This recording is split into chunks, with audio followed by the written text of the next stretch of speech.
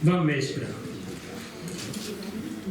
He de confesar y testimoniar mi agradecimiento no solo por la satisfacción que tengo en darle la bienvenida a nuestro invitado de esta noche, y por muchos motivos, sino también por el honor que supone hacerlo en representación del Cercle de Economía de Mallorca y de todas las personas, viejos y nuevos amigos, que esta noche nos acompañan. Nuestro último huésped de honor ha sido un presidente de gobierno, hace tan solo 3 semanas, y hoy lo hace otro gallego, nada menos que el presidente del Consejo Económico y Social y consejero de Estado del Reino de España. Lógicamente, cuando se llega a nuestra tribuna, cuando abrimos las puertas de esta casa, la persona invitada ya ha recorrido un largo y fatigoso camino y en su devenir profesional ha sobresalido siempre a nivel destacado. Esa premisa esencial, la premisa ineludible, la cumple más que con creces la persona que hoy nos acompaña. Pero ocurre que en este caso a él no lo podemos invitar. Y no podemos hacerlo simplemente porque no se puede invitar a quien ya está en su casa. El Cercle de Economía de Mallorca, es sin duda su casa. Fue presidente del Cercle de Economía de Barcelona y de su fundación. Desde allí nos apoyó. Nos acompañó también en primera línea en el patio de armas del Castillo de Bellver, en la concelebración del 25 aniversario con Josep Piqué, en una noche mágica. Escribió en nuestro libro Contra el olvido. Ha acudido siempre a nuestras llamadas, ha intercedido por nosotros ante personas de prestigio y hoy, otra vez, nos dedica su escaso y preciado tiempo. Gracias, muchas gracias. Entenderán que presentar en solo 3 o 4 minutos a una persona como él, nacida en 1948, y condensar una trayectoria tan brillante y fecunda, o sea, en resumir como se debe, es esta una cosa, créanme, complicada y muy difícil. Complicada y difícil, pues nunca se sabe si lo que dejamos en el tintero es aún más importante de lo que decimos o diremos. Voy a intentarlo. El buen amigo Antón Costas Comesaña es un vigués de la parroquia de Mataná, un gallego sabio, una persona muy especial en la que destaca, aparte de su conocimiento profundo, su sensibilidad humanística y una enorme altura intelectual. Coincidirán conmigo que en el mundo actual hay personas que triunfan por lo que saben. Algunas, como Rafa Nadal, sobresalen por lo que hacen y hacen muy bien. Y unos pocos, mucho más escasos, destacan por lo que son y cómo son. Antón ha triunfado en esta vida y triunfa por los 3 motivos. Antón, pues, sabe mucho, hace mucho y es mucho. Sabe mucho, muchísimo, y se lo aseguro, no se cansa de aprender. Dice que es fruto de una madre y de un bachillerato. Su cotización en la Seguridad Social empezó a los 14 años, donde empezó a trabajar en un astillero que aún perdura. Y después de su formación inicial de ingeniero industrial, se trasladó a Barcelona para licenciarse y doctorarse en economía de la mano de 2 directores míticos, Fabián Estapé, un gigante de la economía, y del inolvidable Ernest Lluch, quien fue ministro de Sanidad y padre intelectual de la Ley General de Sanidad. Destacado en una hornada de alumnos inquietos e inquietantes, de la cual han salido varios ministros y ministras, su saber le permitió alcanzar la cátedra de Política Económica, hoy Economía Aplicada, de la Universidad de Barcelona. Y eso tampoco es fácil. Así pues, Antón sabe perfectamente de lo que habla, y como a su maestro le gusta hablar de lo que sabe. Hace mucho, no para. Todos hemos podido leer antaño sus atinadas y reposadas opiniones en periódicos como El País, El Periódico o La Vanguardia. Ahora preside, desde mayo de 2021, el Consejo Económico y Social, un órgano consultivo y una plataforma permanente de diálogo y deliberación.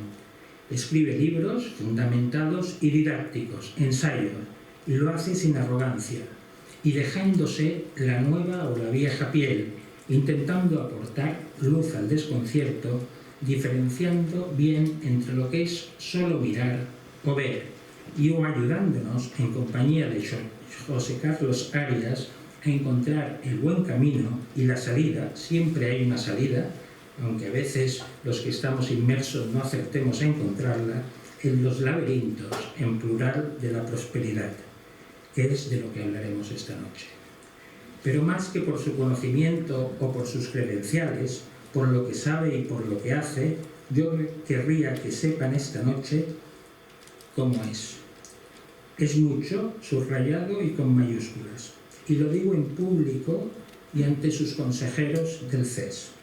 Antón es precisamente la persona que querrían tener como amigos si tuvieran la oportunidad de conocerlo personalmente. Sin revelar el secreto profesional, quiero explicar en público una intimidad. Cuando le llamé para invitarlo a participar en nuestro 25 aniversario, él me dijo: Pep, muchas gracias. Ese mismo día me hacen una prueba importante en el Hospital Clínico de Barcelona para conocer mi estado de salud, que no es bueno. Pero quiero estar con vosotros ese día en Mallorca, en un día tan importante, y estaré con vosotros. No te preocupes. Todavía estoy impresionado y agradecido. ¿Cuántas personas en esas circunstancias haríamos eso? Por eso, en una época de revolución tecnológica y de incertidumbre, en tiempos de confusión y de enredo, nos alegramos, como los peregrinos de Santiago, de encontrar en el camino a personas como Antón, que son también y mucho más que la tecnología, personas 5G. Es una persona muy grande en todos los sentidos, con visión global y panorámica, capacidad de gobierno, pero sobre todo y además es gentil y generoso. Por eso esta tarde nos sentimos todos los que estamos aquí muy honrados, orgullosos y felices de tenerte entre nosotros. Gracias, Antón, por aceptar nuestra invitación y estar hoy aquí otra vez. Muchas gracias por ayudarnos a orientarnos o reorientarnos y a encontrar la salida al final del laberinto. Pero sobre todo, gracias por viajar otra vez a Mallorca en tiempos de pandemia, a esta pequeña tierra insular, para compartir tu tiempo, tus ideas y tu generosidad. Bienvenido a tu casa, Antón, y bienvenido al Centro de Economía de Mallorca. Muchas gracias.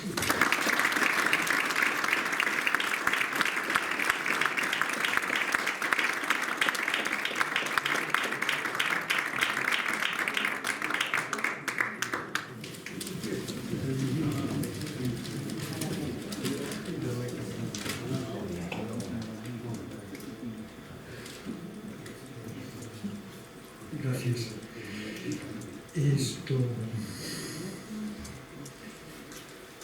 Esto ¿cómo comenzar?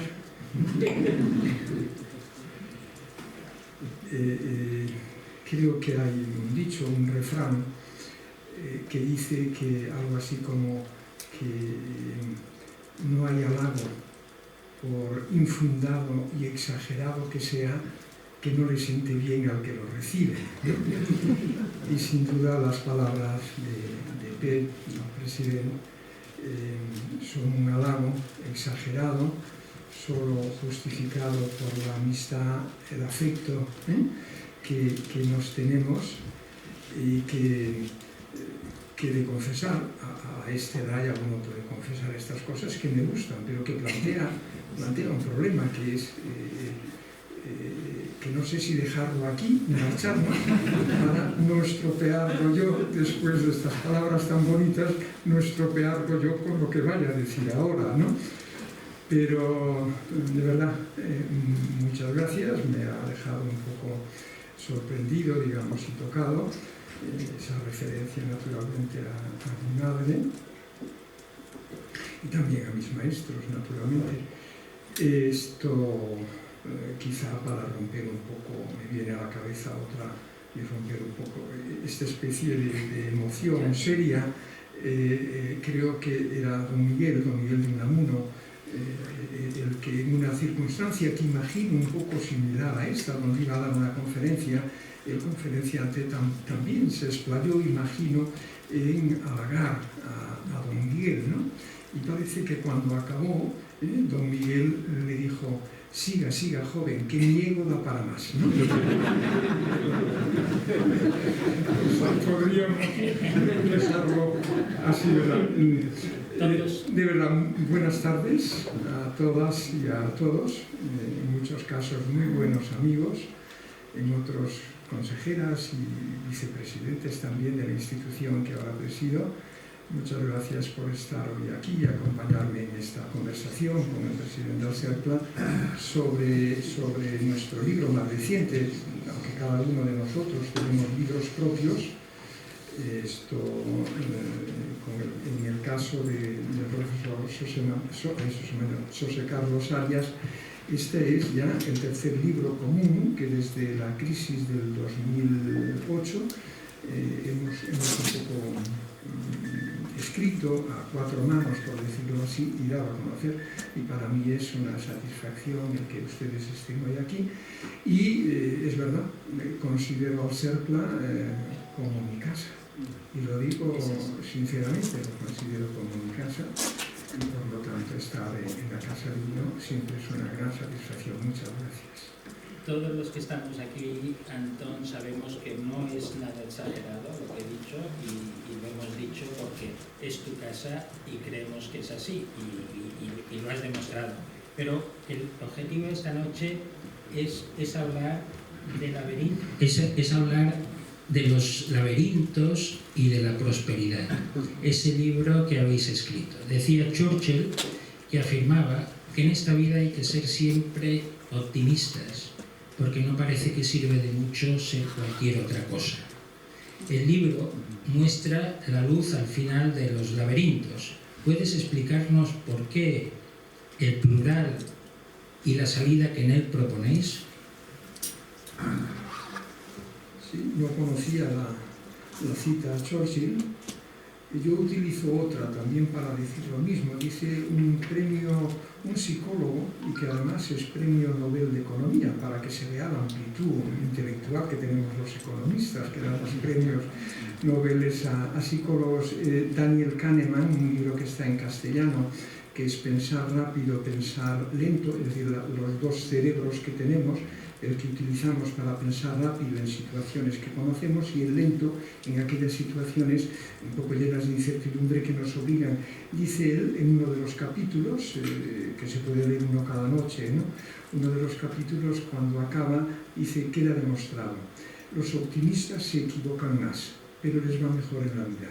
Entonces, me asocio a eso para mantener una visión, si no optimista, al menos esperanzadora, ¿no?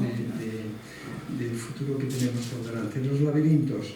¿Por qué usar ese sustantivo de los laberintos? El libro sale, hasta si me lo permiten, el libro sale, de hecho, en el incipit, en la primera frase nuestra de este libro, creo recordar, sí es esta. En la introducción, la primera frase dice: hace unos pocos años, en 2016, finalizábamos nuestro libro común anterior, La nueva piel del capitalismo. Finalizábamos de esta manera: en este ensayo hemos abogado por un capitalismo inclusivo, capaz de reconciliar la lógica económica con una idea de democracia y moral cívica. Porque quién sabe si la alternativa a eso no será la decadencia y la barbarie entendida por el retorno un poco del autoritarismo, ¿no? Decía, yo creo que era Mark Twain, decía él, respondiendo a Carlos Marx, decía él que la historia no se repite, que es lo que había dicho Carlos Marx, pero Twain decía, la historia no se repite, pero rima. Y la verdad es que hay hoy en nuestras sociedades, en las democracias occidentales, hay algo que rima con lo que fue la barbarie de los años 20 y 30, ¿no? Por lo tanto, lo que está detrás del libro es intentar buscar un camino de salida que evite un poco ese riesgo de barbarie, ¿no? ¿Y cuál es la tesis central?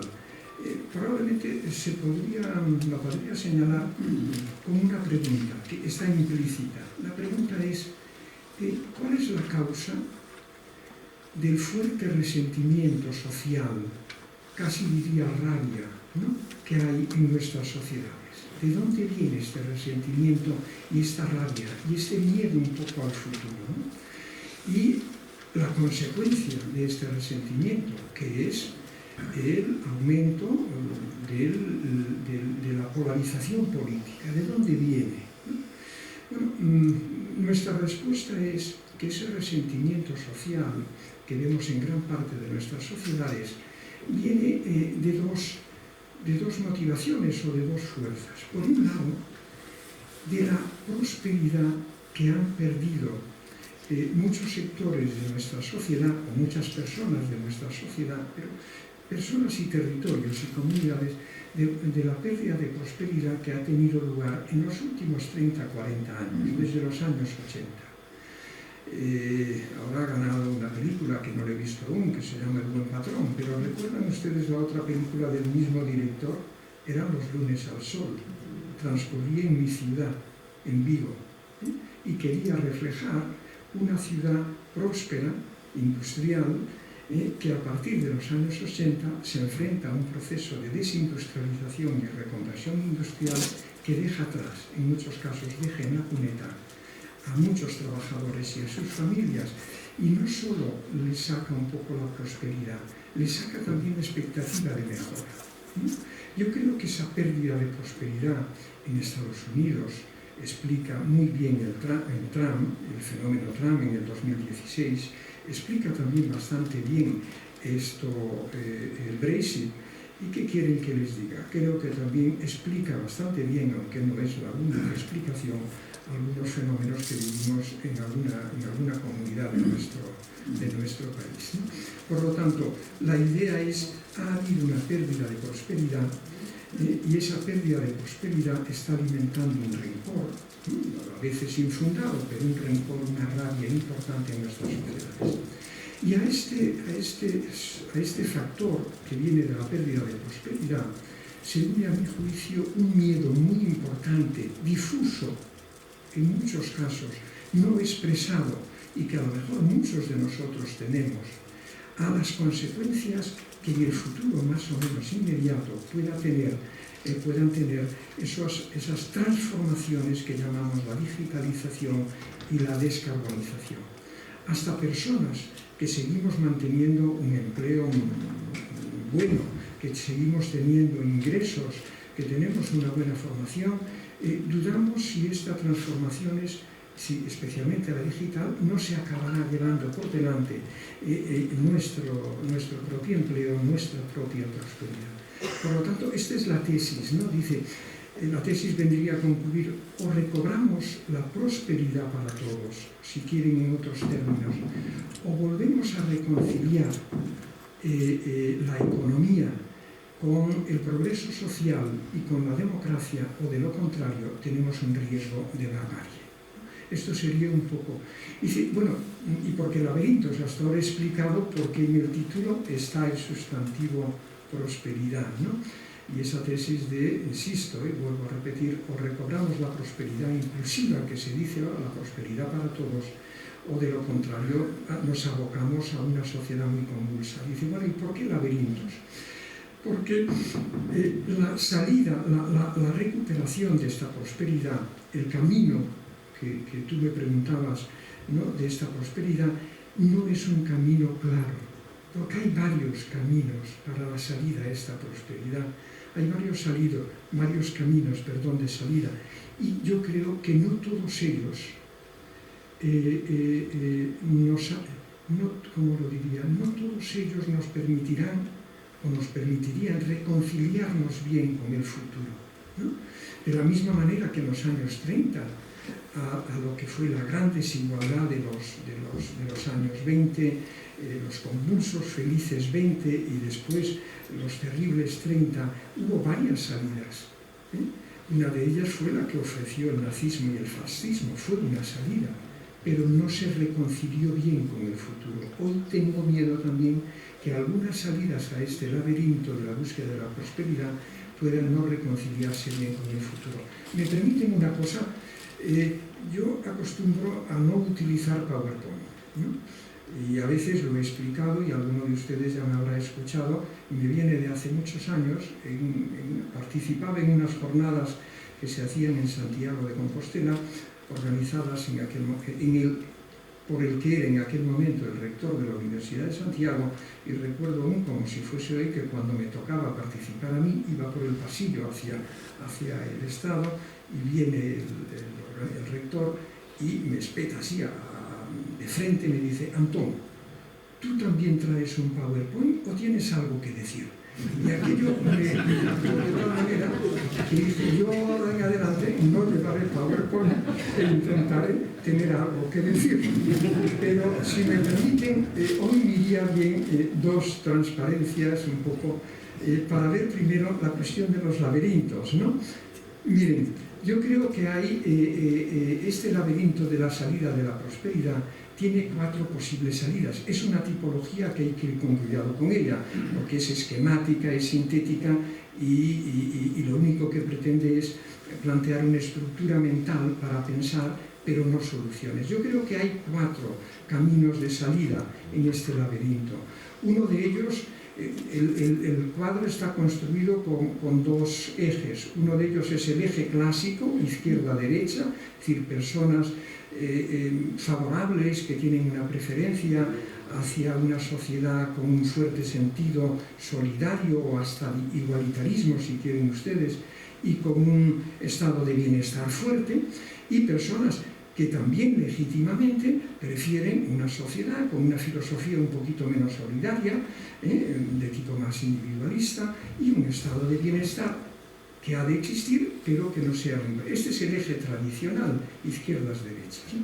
Bueno, a este eje lo que le pongo es un eje vertical, que dice personas que prefieren una organización económica basada un poco en economía de mercado, en libertad de empresa y una cierta globalización, sin entrar en detalles, y otras personas que también legítimamente prefieren, sin embargo, un sistema económico donde haya una cierta presencia del Estado, ya sea como regulador e interventor, y un cierto proteccionismo comercial que nos defienda de otros países que pueden no aplicar las mismas reglas sociales o de competencia que nosotros. Si ustedes combinan estos 2 ejes de preferencias, salen 4 tipologías que voy a llamar 4 contratos sociales de salida, de búsqueda de esa prosperidad. El contrato 1 es, por decirlo así, más de lo mismo, por simplificarlo, ¿no? Es el más de lo mismo, ya sabemos lo que ha dado de sí, pero sin embargo creo que tiene aún, especialmente en la mente de los economistas, tiene una gran fuerza, ¿no? El contrato 2, el que ven ustedes aquí, el contrato 2 es el que he llamado de derechas, y no vean en los términos nada peyorativo, ¿no? Porque no sabría qué decir. Mi mujer cuando ve esto me dice: ¿y por qué no le pones nombres de partidos a cada una? Dice: pónselos tú, ¿no? Y es un contrato que probablemente podría hoy estar un poco ejemplificando de una manera, insisto, un poco simplista, ese eslogan que hemos asociado a Donald Trump, America First. Es decir, es la idea de volver a recuperar la prosperidad a través de la recuperación de los empleos que se han ido de Vigo, digamos así, con la desindustrialización y la reconversión. Bueno, eso es un contrato social que Trump y otros han ofrecido, ¿no? Para la recuperación de la prosperidad. Hay un contrato de tipo 3, que le he llamado contrato social de izquierda radical, que es un poco la idea de que hay que recuperar la prosperidad a través de una redistribución, es decir, de una revolución fiscal y una revolución en el gasto que permita a través de instrumentos como renta básica universal u otras cosas recobrar prosperidad, ¿no? Y hay un cuarto contrato social, una cuarta salida a este laberinto, que es un poco aquella que viene a afirmar que recuperar la prosperidad para todos implica buscar mejores empleos para más personas y en mayor número de lugares del país. Fíjense, no es tanto la redistribución, no acentúa tanto este contrato social la redistribución como la idea de que hay que ir a crear mejores empleos. Bueno, cada uno, es decir, son tipologías muy sencillas. Probablemente la realidad en cada país es una mezcla de las cuatro, pero creo que nos ayuda a pensar, al menos mientras no tengan otra tipología mejor, les recomiendo esta, ¿no? Pero que nos ayuda a pensar. Esa es la idea de laberintos.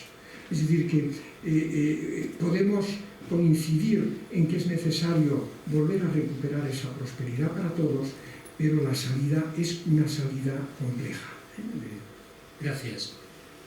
Otra salida, y estaba pensando mientras comentabas, en relación también con una frase, una afirmación que hizo el añorado Félix Pons en una conferencia en el Cercle, ¿no? Y él decía que la política en aquel tiempo ya no estaba de moda. Lo que estaba, dice, o mejor dicho, lo que está de moda es denostarla y la desafección. Y sin embargo, la política es imprescindible.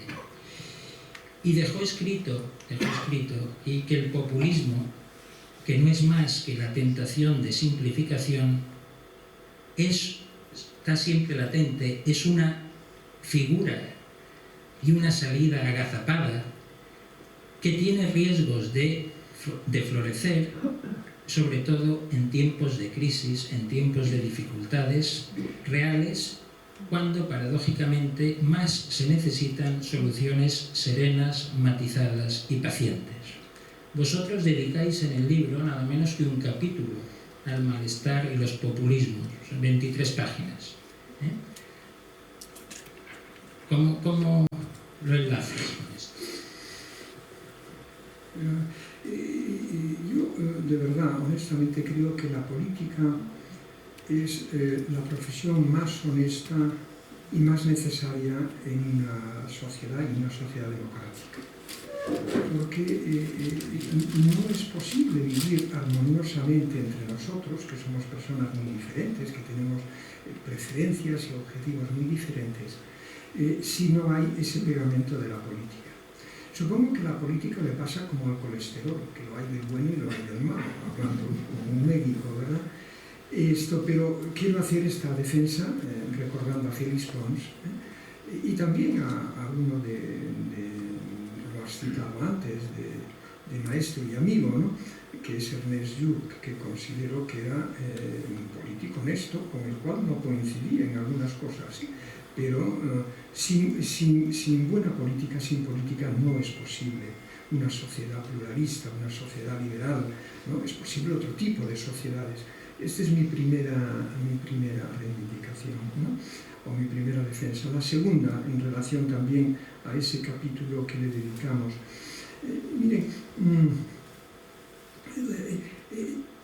yo no me asusto mucho del ruido de la política democrática. Ni ahora, no me asusto mucho. Pienso que si las instituciones de un país, nuestras instituciones, funcionan razonablemente, el ruido de la política no nos debería preocupar tanto. No sé si en una metáfora también médica, no sé si me sale bien esto. Yo la política y la sociedad la veo en ocasiones como la piel y el tejido subcutáneo, ¿no? Digo bien lo que hay debajo de la piel, ¿no? Y a veces tenemos enfermedades en la piel que son, además, hasta salen ampollas a veces. Y dice, bueno, y te pueden asustar. Y dice, la cuestión no está tanto en lo que ves en la piel, sino si en lo subcutáneo hay algo mal. ¿no? ¿Por qué la política está tan alterada? ¿No? A mi juicio, porque el tejido subcutáneo de la sociedad está muy alterado, a mi juicio, ¿no? Antes decía, si ha habido realmente una pérdida de prosperidad, tal como sostenemos, si hay una pérdida de expectativas mirando al futuro, especialmente por parte de la gente joven, es que esa sociedad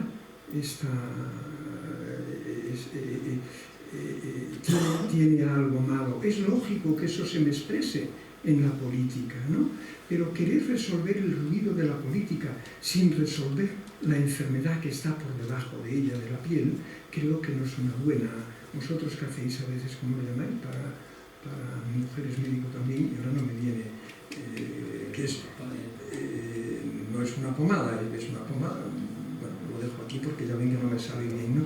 Pero que no es conveniente intentar a secas disminuir las erupciones de la piel sin poder resolver lo que hay dentro, el problema de fondo. Yo creo que a esto estamos, a mi juicio, y que mientras no sepamos llevar a cabo un contrato social bueno, que pueda, insisto, ofrecer prosperidad y expectativas de mejora a todo el mundo, creo que mientras no lo consigamos tendremos esa política, a mi juicio, alterada. Por ese capítulo, es verdad, ese capítulo, y agradezco la referencia, hablamos de eso, de resentimiento, de resentimiento, de rabia, ¿no? Casi de odio que hay mucho en nuestras sociedades. Hay una referencia que a mí me gusta mucho, que es en francés, es de este, ¿cómo se llama? De este escritor del siglo XIX francés, mi memoria ahora no me viene, es Flaubert, me parece que es Gustave Flaubert, que dice, habla de la rage de vouloir conclure, la rabia de querer concluir, de querer concluir en el sentido de querer acabar con todo lo existente. Dice él que en ocasiones que no, se inocula en nuestras sociedades y que considere que es una rabia perversa, estéril, porque destroza, pero no permite construir nada. Hoy creo, a mi juicio, y es ese capítulo, que hay ese resentimiento en nuestra sociedad, que el riesgo es que llegue a la rage de vouloir conclure, ¿no? Es decir, yo no puedo entender que de pronto millones de ciudadanos en nuestras sociedades se hayan vuelto esto de derecha totalitaria, aunque puedan estar apoyando a formaciones políticas que tienen ese sesgo. Algo tiene que haber en esos ciudadanos para que de pronto quieran romper todo lo existente, que es un poco, si yo estoy mal, todos estaremos mal.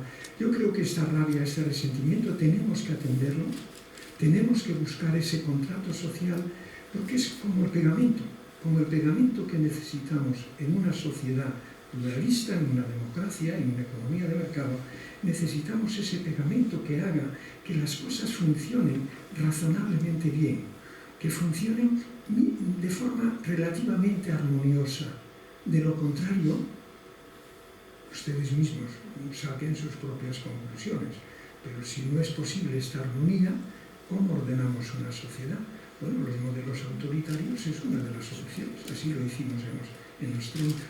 Parece que los populistas hay tres cosas que detestan, ¿no? Una es el saber experto, lo vimos con Trump y con otros. Otros son las instituciones y la comunidad global.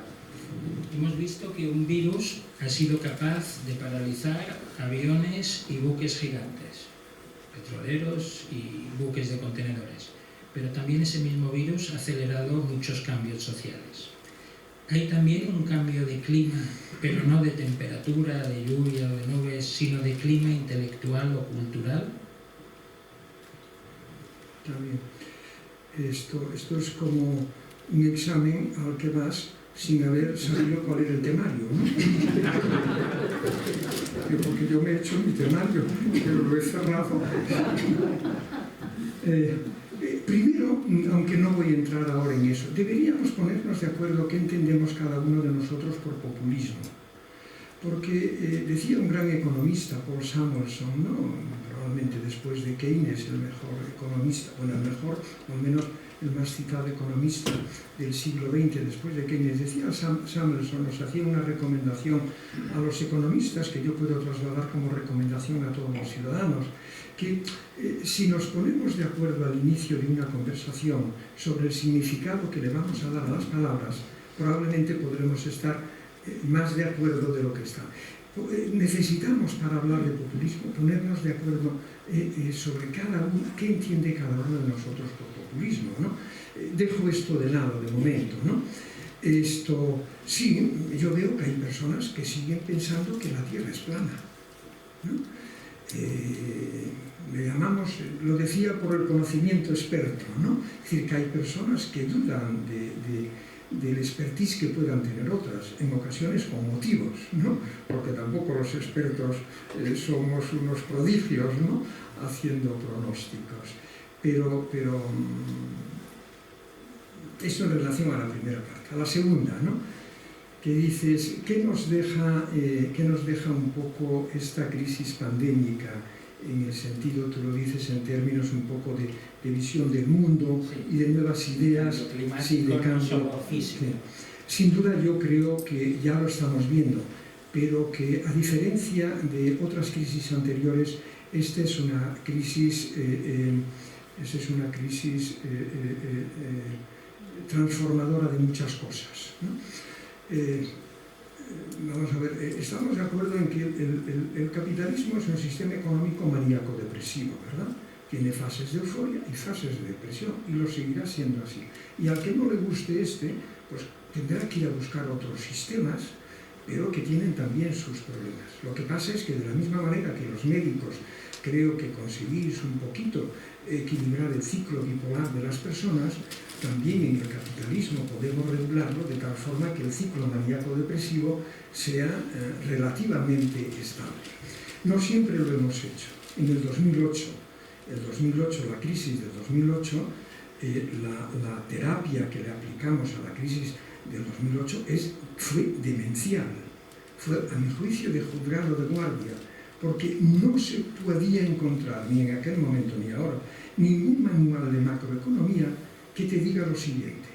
Ustedes imaginan que la economía es como un avión, ¿no? Como un avión que tiene dos motores. En realidad tiene tres, también la economía. Dos en las alas, los potentes, y un motor atrás. Me voy a olvidar del motor de atrás, que es el sector exterior. Tiene dos grandes motores ese avión. El motor del sector privado, nuestro consumo y la inversión empresarial, y el motor del sector público, el consumo y la inversión del sector público. Cuando esos dos motores funcionan de forma normal, el avión coge altura y velocidad de crucero.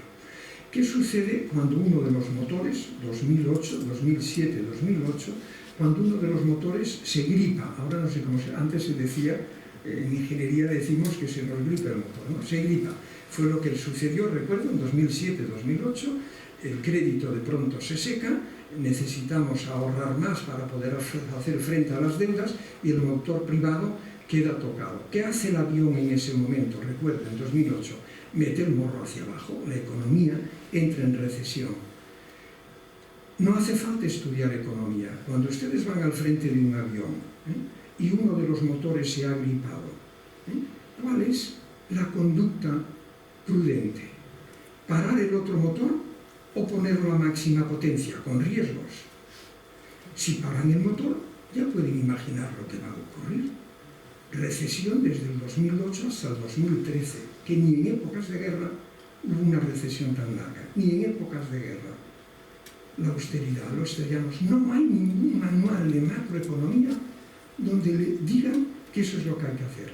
¿Qué hicimos? Y voy a uno de los cambios ya importantes en la crisis pandémica de marzo del 2020. ¿Qué hicimos? Uno de los motores se nos gripó, ¿verdad? Lo mismo. ¿Pero qué hicimos con el otro? Lo pusimos a máxima potencia. Los bancos centrales a meter dinero a mansalva, por decirlo así, y a precios casi negativos, algo inconcebible, ¿no? En segundo lugar, los gobiernos, política fiscal. En tercer lugar, la Unión Europea despierta y por primera vez aplica un plan excepcional anticrisis, los fondos, el Next Generation. Algo hemos aprendido, por lo tanto, en primer lugar, en el mundo de las ideas sobre la política económica. No sé si me pierden, porque aquí, dirigiéndome ahora a un catedrático que hay delante y consejero del Banco de España y que es consejero del gobierno balear, que algunas veces hemos hablado de esto, no creo que esta crisis vaya a cambiar el paradigma con el que razonamos los economistas. Él cree que sí, yo no tanto, pero sí que es cierto que ha habido un cambio en la idea de cómo se gestiona la política macroeconómica delante de una crisis. Esto no es banal, porque recuerden ustedes el desempleo que se produjo en el 2008-2013, recuerden el desempleo que se produjo ahora, recuerden cuánto duró la recesión del 2008, 5 años, recuerden cuánto duró esta, escasamente 12 meses. Gestionar bien las políticas macro es muy importante, esto en primer lugar. Y en segundo lugar, creo que hay también dos cambios importantes que cada vez los veremos más. Hay una tendencia a reequilibrar globalización con políticas nacionales. Entiéndanme bien, no estoy diciendo que vaya a desaparecer la globalización, el comercio internacional, pero sí es evidente ya hoy que hay un reequilibrio a favor de las políticas nacionales, que son el Next Generation, sino una reivindicación de las políticas industriales nacionales estratégicas, europeas. Es eso.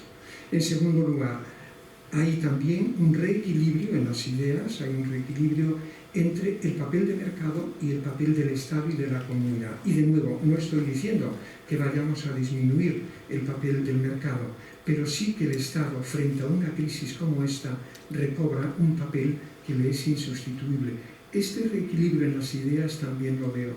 Y hay otros, a mi juicio, pero sería ya extenderme mucho, ¿no? No sé si era esto lo que me preguntabas. Sí, era eso. Yo creo que no voy a tener muchas veces oportunidad de examinar a un catedrático, no lo pretendía en ese momento, y voy a hacer la última pregunta para dejar a las personas que nos acompañan, que seguro que tienen algunas. Una de las salidas, has comentado que la clave está en la necesidad de tener buenos empleos de calidad. Ese es un tema que en Baleares y en el CERCLE nos preocupa mucho. Pero ¿cómo se tienen buenos empleos? Y aquí me disculpan la segunda transparencia, ¿no? Vamos a ver, decía, hay 4 posibles salidas al laberinto, ¿no? Una es más de lo mismo, que sería una desgracia el aplicarla. Otra es la idea de proteccionismo y un cierto nacionalismo económico, lo que llamaba un poco el America First, ¿no? Otro es la idea de que aquí hay que actuar a través de la redistribución, es decir, volver de alguna manera a introducir una revolución fiscal, no tan grande como la que se hizo en la posguerra, pero importante, es decir, la redistribución. Yo creo que estas 3 salidas no son adecuadas, porque si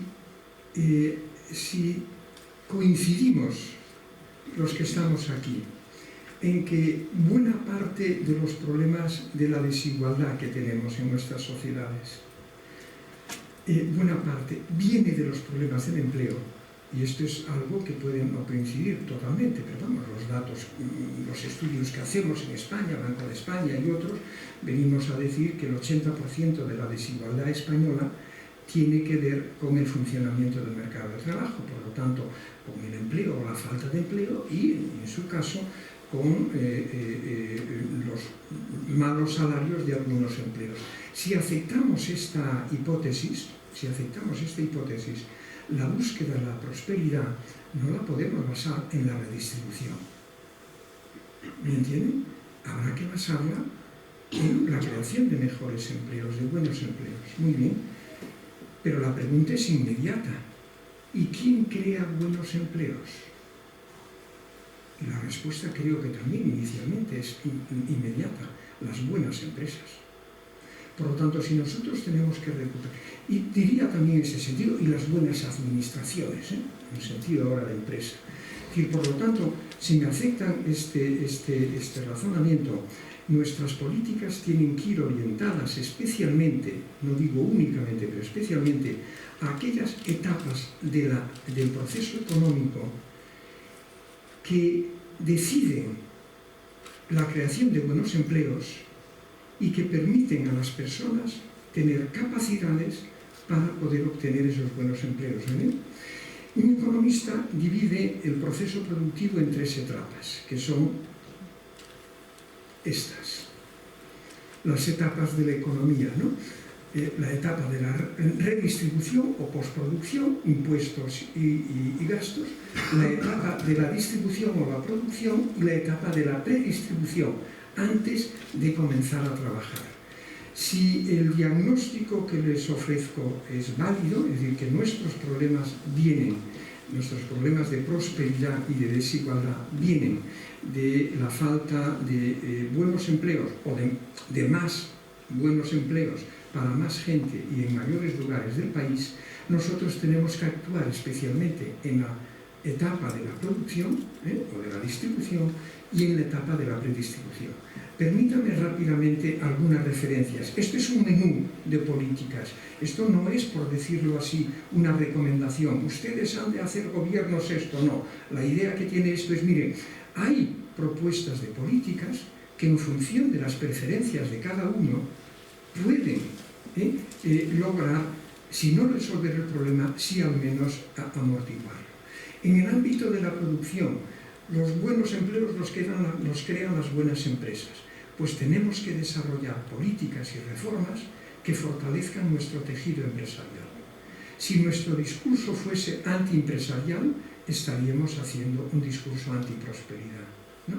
Y en ese sentido, pues necesitamos políticas como salarios mínimos, hay que verlos en cada caso, como equilibrar negociación colectiva o algo que les puede sorprender, pero probablemente un fondo estatal para el pleno empleo. Porque una de dos, o las personas les damos ingresos para vivir a través de la redistribución, o les damos un empleo que les dé ingresos que le permitan vivir dignamente. Si una persona que quiere trabajar y no encuentra empleo, nosotros, de acuerdo con este razonamiento, deberíamos comprometernos a ofrecerle un empleo de condiciones mínimas. Eso es la idea. Este es un debate que verán en los próximos años, porque la economía de mercado, ni cuando funciona bien, y soy un defensor de ella, ni cuando funciona bien es capaz de ofrecer el pleno empleo. Pero la gente necesita ingresos para poder vivir dignamente, ellos y sus hijos. Por lo tanto, o vamos a través de rentas básicas, o vamos a través de garantizarles ingresos a través del empleo. Pero además necesitamos otro tipo de políticas empresariales también, ¿no? Algunas de ellas están ahí, ¿no? Bueno, pero a la vez, y acabo, dice, no solo es necesario fortalecer la capacidad de las buenas empresas, sino que también tenemos que fortalecer la capacidad de los ciudadanos para poder encontrar buenos empleos. Y ahí es importante, a mi juicio, la educación en un sentido amplio de la palabra, pero cuidado con una cosa, la educación no es una estrategia para el corto plazo para las personas que no tienen empleo. La educación es una estrategia de largo plazo, especialmente para los niños y para los más jóvenes. Pero en el corto plazo sí que podemos hacer muchas cosas en favor de la capacitación de esas personas, la formación dual, las escuelas de segunda oportunidad que hemos estado hablando hoy, en la comida de ellas. Es decir, tenemos muchas posibilidades de hacer cosas para capacitar a las personas para que puedan encontrar empleo. Déjenme solo señalar dos. Miren ustedes, creo que una de las inversiones más rentables que puede hacer este país es universalizar la enseñanza de 0 a 3 años. No es un gasto, es una inversión en esos niños. Una inversión en sus padres y especialmente en sus madres, que las libera para poder seguir una trayectoria vital y profesional que tienen derecho a tenerla. Y es la mayor fuente de dinamismo y de innovación para una economía en el medio-largo plazo, a 10, 15, 20 años.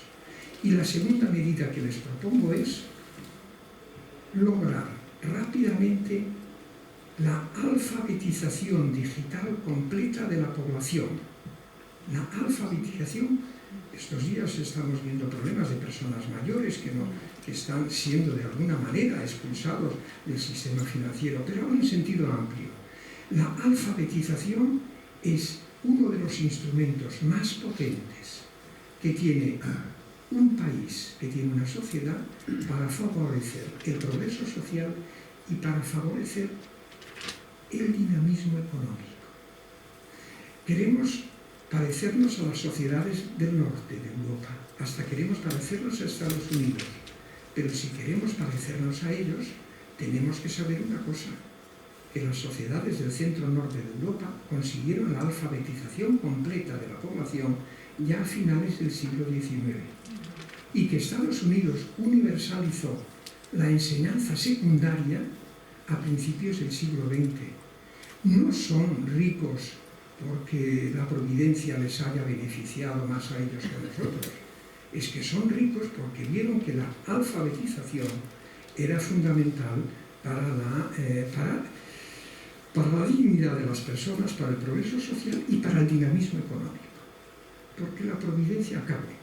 La providencia ha repartido muy bien muchas cosas, pero yo creo que una de las cosas que ha repartido mejor la providencia es el talento. El talento está en todos los niños que nacen, en todas las personas que nacen.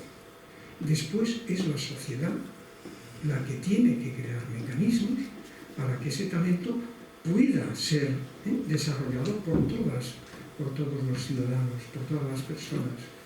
Esto es probablemente la revolución que falta en la teoría económica. No sabemos entender de dónde viene el dinamismo económico. Y hoy tenemos un discurso sobre el talento que es un discurso potencialmente perverso, porque es un discurso que tiende a pensar que hay personas talentosas y otras que no lo son. Eso es, de hecho, una justificación de la desigualdad. El talento está en todas las personas.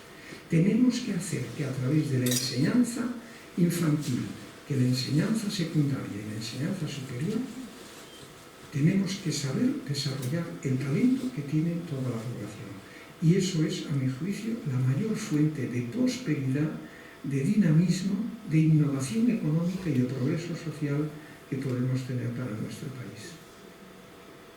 Pues fíjese si lo que comenta, si es realmente una persona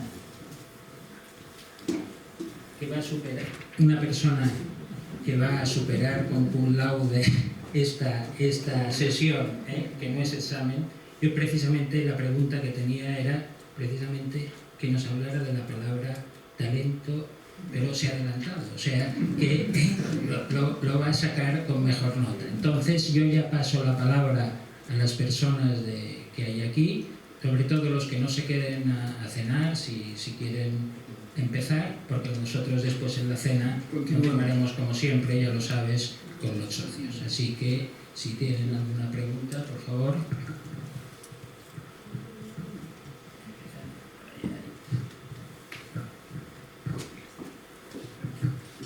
Muchas gracias por la charla. Ha comentado algunas de las virtudes de la política expansiva macroeconómica.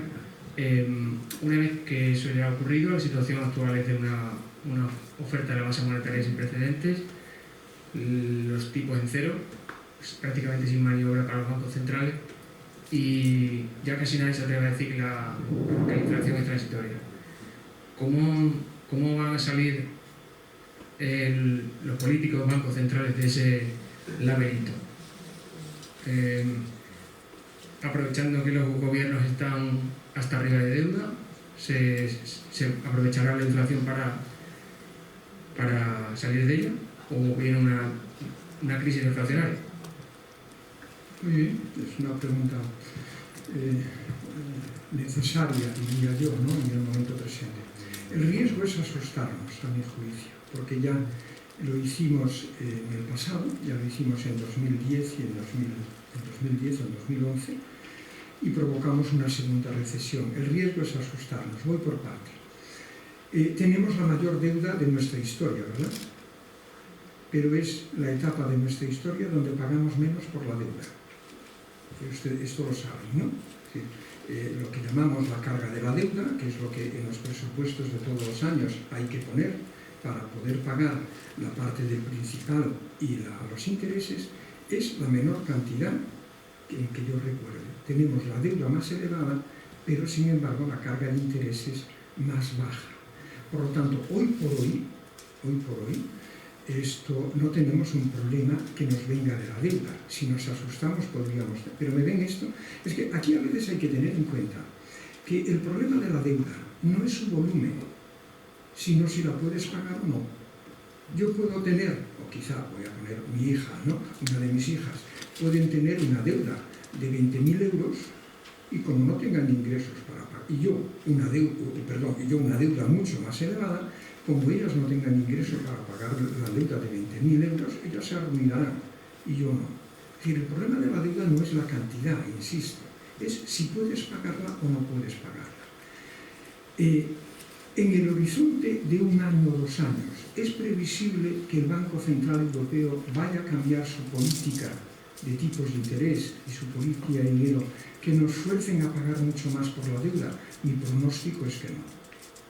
Pero dentro de 1 año me invitan y vemos cómo. Yo creo que no. Esto es importante en primer lugar. Segundo, la inflación. 2 comentarios. Yo creo que a final de año, del 2022, estaremos en una inflación de 2,5 o 3, a mi juicio, ¿no?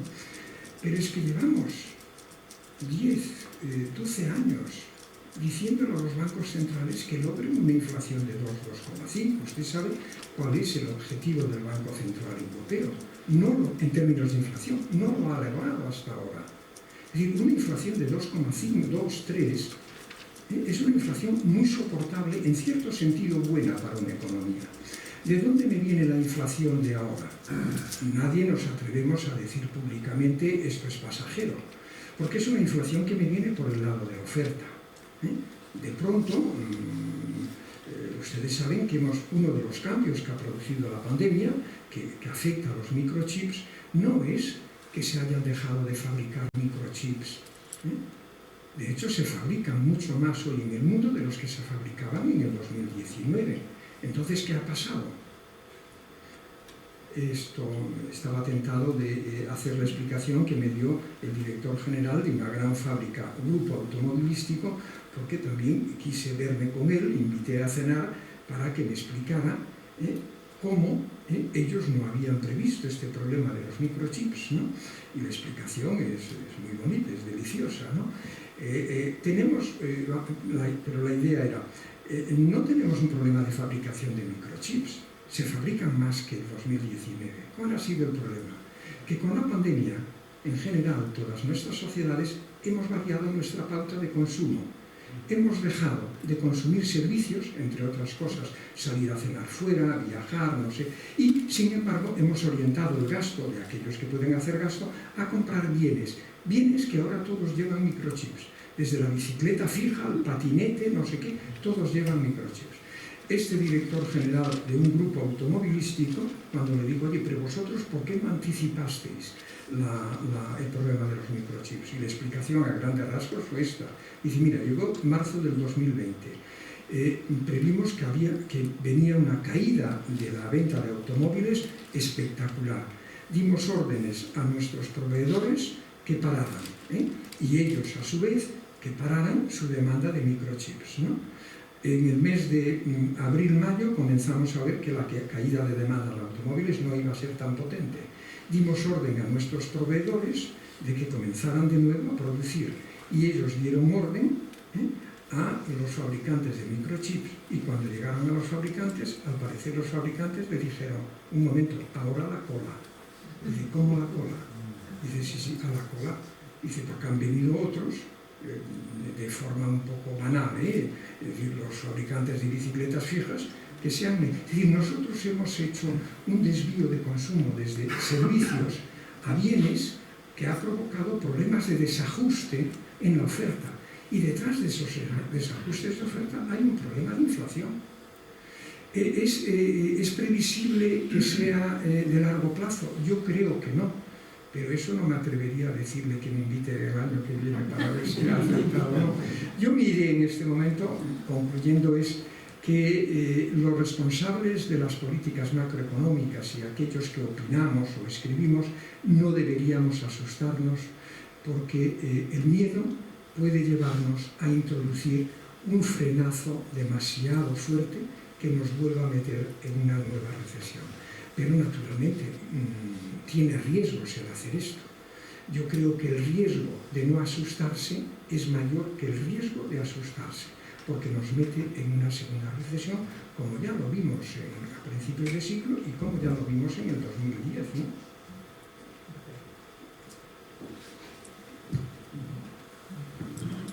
Enhorabuena por la conferencia, muy interesante. Más bien dos preguntas. ¿Por qué cuando una persona crea una empresa la fríen a impuestos nada más empezar? No es lógico.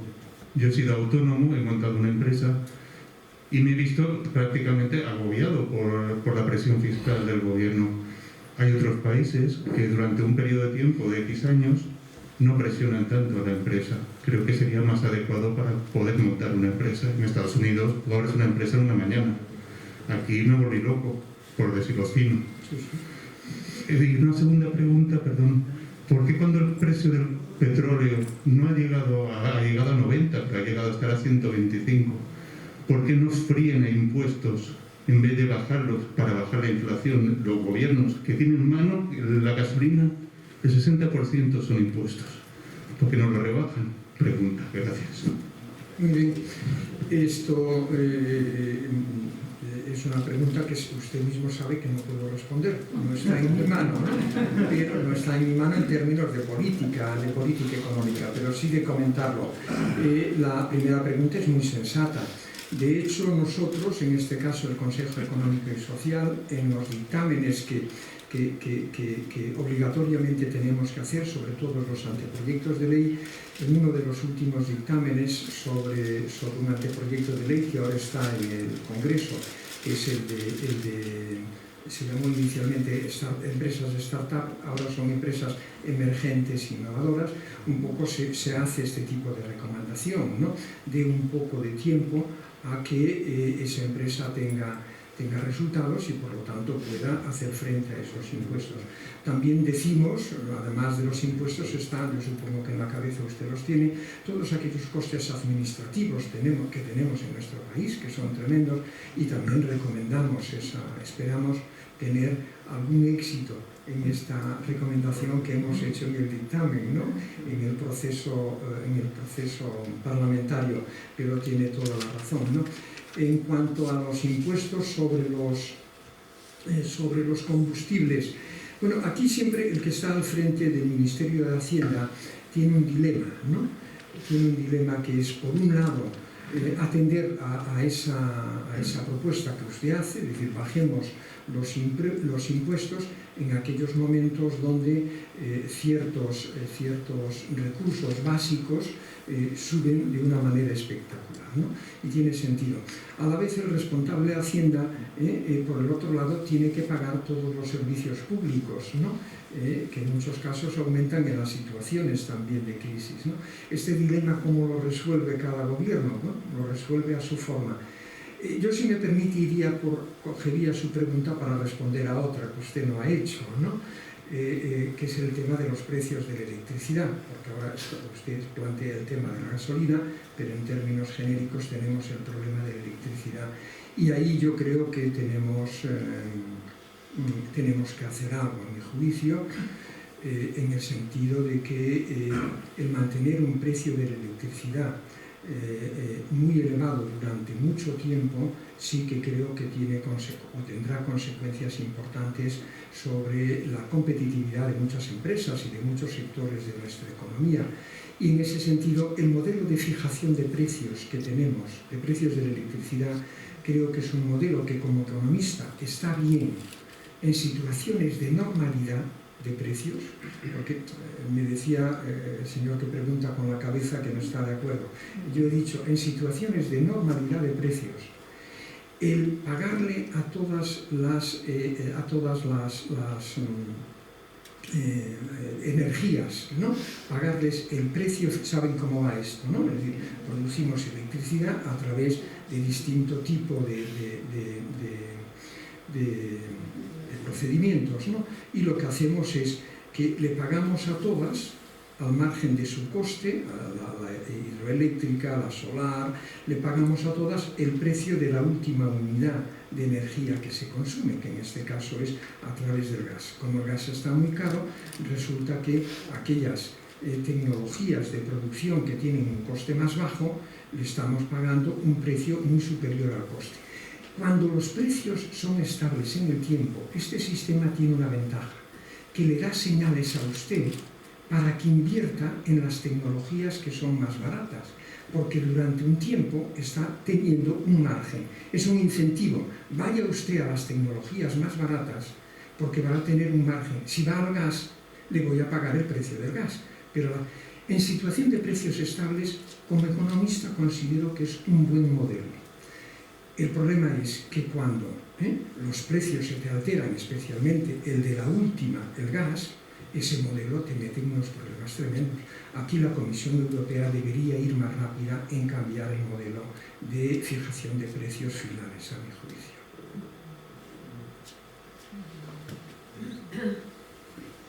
¿Alguna pregunta más?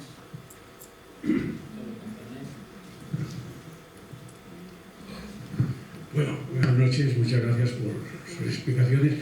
En principio no voy a entrar en polémica, pero en la última afirmación, si el sistema de los precios es ese, me parece que es malo para el equilibrio y para...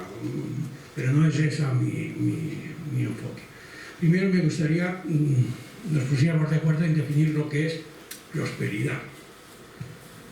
No sé lo que es prosperidad para salir por la cuarta salida, que parece que es la más razonable, pero en un entorno de buenos empleos, se supone que también de buenos salarios.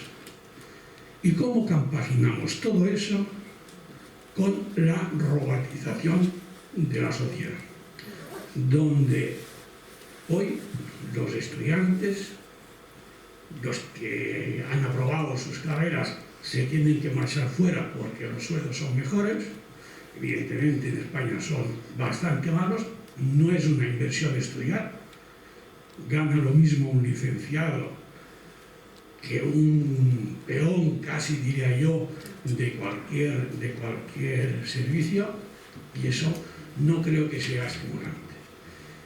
Y por otra parte, si la prosperidad son los influencers, pues lo siento, no soy de los que se van a equivocar, soy pesimista y por lo tanto habrá que pensar que estamos en un proceso, Dios me quite la razón y quizá me equivoque, estamos en un proceso donde, bueno, pues es una caída de la sociedad en sí misma. Es decir, cayó el Imperio Romano, cayeron otras civilizaciones y también podremos estar justo en el árbol de lo que puede ser el final de una sociedad que entendemos como la conocemos ahora, democrática y sin populismos, que también habría que ver por qué son populismos. ¿Por qué? Porque conectan justamente con la mayoría de la gente, no con una minoría como somos nosotros. Si estuviésemos en clase le diría, comience usted por definirme qué entiende por prosperidad, ¿no? Para ver si nos ponemos de acuerdo. No lo voy a hacer, ¿eh? Vamos a ver. Podría decir que para mí prosperidad es la capacidad que tiene toda persona o todo hogar de poder tener una vida de clase media. Lo he metido de nuevo otro concepto, que es una vida de clase media, ¿no? Pero miren, yo vi a mis padres, trabajadores ambos de la Ría de Vigo, que en los años 60 trabajaban de sol a sol, con la esperanza de mejorar sus expectativas, su prosperidad, y especialmente de mejorar la prosperidad, las expectativas de sus hijos. Y aquello funcionó, aquello funcionó. Fue el momento de la constitución de las grandes clases medias, es decir, una economía que era capaz de ofrecer empleos relativamente estables, con salarios que no te permitían hacerte ricos, pero sí construir una vida de clase media, que es tener una casa deshipotecada, un piso, tener un cochecito, ¿no? Un cochecito, en aquel momento en 600, ¿no? Tener un cochecito y tener la capacidad para tener unas semanas de vacaciones al año y si quiere la capacidad para poder hacer previsión para la vejez, una vida de clase media, la prosperidad. Es una forma de entenderlo. Una sociedad y una economía tienen que ser capaces de ofrecer esta prosperidad a todo el mundo. ¿Me ven? Yo entiendo prosperidad en ese sentido. ¿Qué es lo que me asusta de hoy? En aquellos años, insisto, de mis padres, que serán los suyos también, ¿no? En aquellos años usted recuerda que era una sociedad muy desigualitaria. Desigualitaria en los ingresos, ¿no? Desigualitaria en la riqueza, pero había expectativas de mejora. Y a mí lo que me preocupa es una etapa de la historia de un país donde coincida una gran desigualdad de ingresos, con una gran desigualdad de riqueza y una desigualdad de oportunidades, una falta de oportunidades, porque creo que eso es una mezcla explosiva. Y sin embargo, soy capaz de imaginarme, y me digo la de nuestros padres, una sociedad desigualitaria en los ingresos y en la riqueza, pero que sí comenzaba a ofrecer y ofreció posibilidades de construir una vida de clase media. Entiendo prosperidad en este sentido. Y creo que es algo que la economía de mercado puede ofrecer. Es que miren ustedes, la economía, la nuestra y la de otros países, no ha dejado de crecer en los últimos 40 años. No ha dejado de crecer.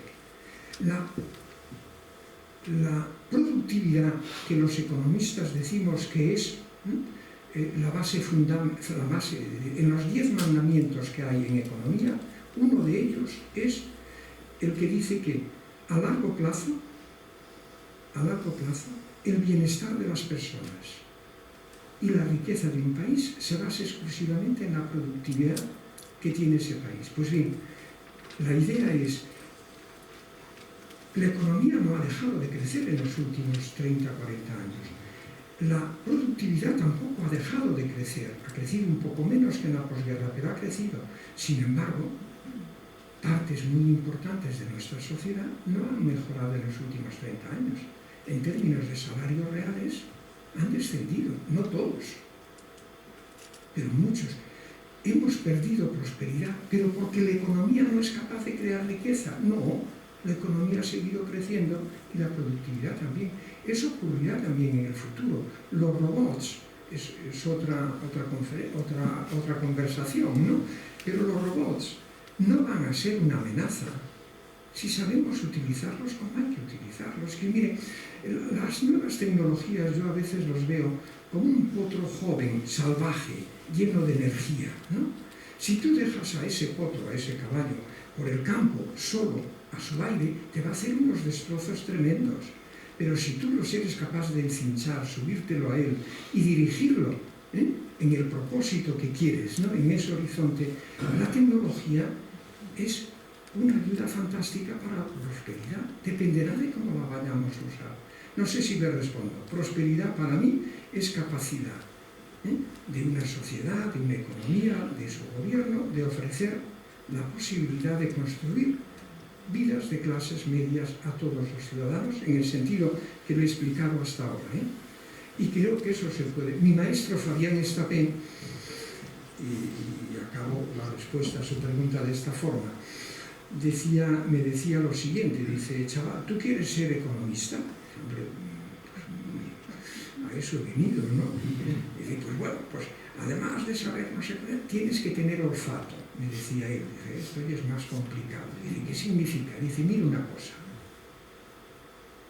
Tienes que comprender qué ocurre en una sociedad, la española, que en el año 1960 el problema era tener un 600. Y 10 años después, solo 10 años después, el problema era dónde aparcar. Una sociedad que tiene esta transformación material es una sociedad que está siendo capaz de llevar esa prosperidad a gran parte de la población. ¿Me ven la anécdota? Es decir, y era verdad, es decir, en solo 10 años hubo una transformación material en ese sentido de clases medias, de creación de clases medias extraordinarias. Yo sigo creyendo que tenemos esa misma capacidad para construirla en el futuro para los jóvenes y para los menos jóvenes, pero no nos vendrá dada, tendremos que construirla.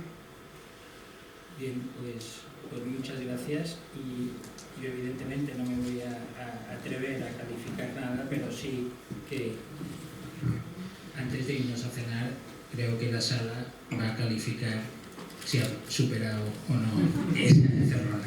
Muchas gracias. Gracias.